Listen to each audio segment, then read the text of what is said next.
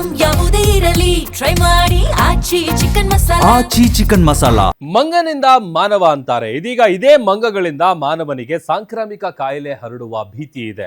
ಅದರಲ್ಲೂ ಬೇಸಿಗೆ ಕಾಲ ಬಂದ್ರೆ ಈ 3 ಜಿಲ್ಲೆಯ ಗಡಿ ಭಾಗದ ಜನರು ನಡುಗಿ ಹೋಗ್ತಾರೆ. ಅಷ್ಟಕ್ಕೂ ಆ ಸಾಂಕ್ರಾಮಿಕ ರೋಗದ ಭೀತಿ ಕಾಡ್ತಿರೋ ಜಿಲ್ಲೆಗಳಾದ್ರೂ ಯಾವುದು? ಬನ್ನಿ ನೋಡೋಣ.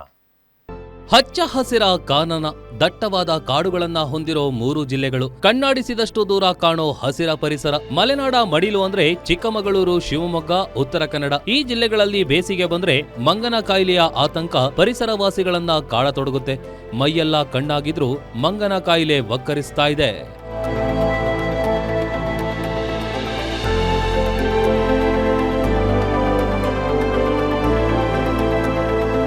ಮಂಗನ ಮೇಲಿರುವ ಹುಣ್ಣೆಯಿಂದ ಹರಡುವ ರೋಗವೇ KFD. ಈ ಕಾಯಿಲೆ ಹೆಚ್ಚಾಗಿ ಚಳಿಗಾಲ ಮುಗಿದು ಬೇಸಿಗೆ ಆರಂಭವಾಗ್ತಾ ಇದ್ದಂತೆ ಶುರುವಾಗುತ್ತೆ. ಅದರಲ್ಲೂ ಚಿಕ್ಕಮಗಳೂರಿನ ಕೊಪ್ಪ, NR ಪುರ ಭಾಗದಲ್ಲಿ ಪ್ರಕರಣಗಳು ಕಳೆದ ಕೆಲ ವರ್ಷಗಳಿಂದ ವರದಿಯಾಗ್ತಾ ಇವೆ. ಹೀಗಾಗಿ ಈ ಬಾರಿ ಆರೋಗ್ಯ ಇಲಾಖೆ ಈ ಕಾಯಿಲೆಯನ್ನ ಎದುರಿಸಲು ಎಲ್ಲಾ ರೀತಿ ಸಿದ್ಧತೆ ಮಾಡಿಕೊಂಡಿದೆ. ಏನು ನಮ್ದು KFD ಅಥವಾ ಮಂಗನ ಕಾಯಿಲೆ ಅಥವಾ ಕಿಶ್ನೋರ್ ಫಾರೆಸ್ಟ್ ಡಿಸೀಸ್ ಅಂತ ಹೇಳ್ತೀವಿ. ತಮ್ಗೆಲ್ಲ ಗೊತ್ತಿರಂಗೆ ನಮ್ಮ ರಾಜ್ಯದಲ್ಲಿ 3 ಜಿಲ್ಲೆಯಲ್ಲಿ ಮಾತ್ರ ಕಾಣಿಸುವಂತದ್ದು: ಶಿವಮೊಗ್ಗ, ಚಿಕ್ಕಮಗಳೂರು ಮತ್ತೆ ಉತ್ತರ ಕನ್ನಡ. ಹಲವು ಮುಂಚೆ ಎಲ್ಲ ಕೆಲವು ವರ್ಷದ ಹಿಂದೆ ಉಡುಪಿ ಆ ಭಾಗದಲ್ಲಿ ಕಂಡು ಬರ್ತಾ ಇತ್ತು. ಚಿಕ್ಕಮಗಳೂರು ಭಾಗದಲ್ಲಿ ಈಗ 2-3 ವರ್ಷದಿಂದ ಎವ್ರಿ ಟೈಮ್ ಕೇಸಸ್ ಬರ್ತಾ ಇದೆ. ಈ ವರ್ಷ ನಾವು ಜನವರಿಯಿಂದ ಏನು ನಾವು ಸರ್ವೆಲೆನ್ಸ್ ಆಕ್ಟಿವಿಟಿ ಇದೆ ಅಂದ್ರೆ ತಡೆಗಟ್ಟುವ ನಿಟ್ಟಿನಲ್ಲಿ ಏನ್ ಮಾಡ್ಬೇಕು ಕ್ರಮಗಳನ್ನ ನಾವು ಸರ್ಕಾರದ ಆದೇಶದಂತೆ ಕಟ್ಟುನಿಟ್ಟಾಗಿ ನಾವು ಮಾಡ್ತಾ ಇದೀವಿ. ಈ ಬಾರಿ ಜನವರಿಯಿಂದ ಇಲ್ಲಿಯವರೆಗೆ ಸುಮಾರು 1750 ಜನರ ರಕ್ತದ ಮಾದರಿಯನ್ನ ಪರೀಕ್ಷೆ ಮಾಡಲಾಗಿದ್ದು 25 ಜನರಲ್ಲಿ ಪಾಸಿಟಿವ್ ಕಂಡು ಬಂದಿದೆ.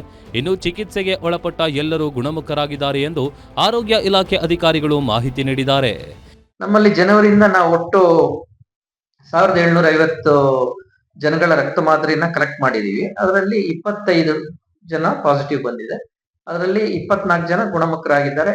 ಒಂದು ಕೇಸ್ ಮಾತ್ರ ಮಣಿಪಾಲಲ್ಲಿದೆ, ಅದು ಗುಣಮುಖ ಆಗ್ತಾ ಇದೆ, ಶೀಘ್ರ ಡಿಸ್ಚಾರ್ಜ್ ಆಗುತ್ತೆ. ಇನ್ನು ಈ ಬಾರಿ 6 ಮಂಗಗಳು ಜಿಲ್ಲೆಯ ಗಡಿಭಾಗದಲ್ಲಿ ಮೃತಪಟ್ಟಿದ್ದು ಅವುಗಳ ಸ್ಯಾಂಪಲ್ ಸಂಗ್ರಹಿಸಿ ಪುಣೆಗೆ ಕಳಿಸಿ ವರದಿಯನ್ನ ತರಿಸಿಕೊಂಡಿದೆ.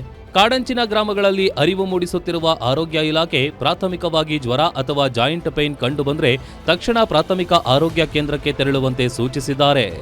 ಭರತ್ ಬೆಟ್ಟದ ಮನೆ, ಗ್ಯಾರಂಟಿ ನ್ಯೂಸ್, ಚಿಕ್ಕಮಗಳೂರು.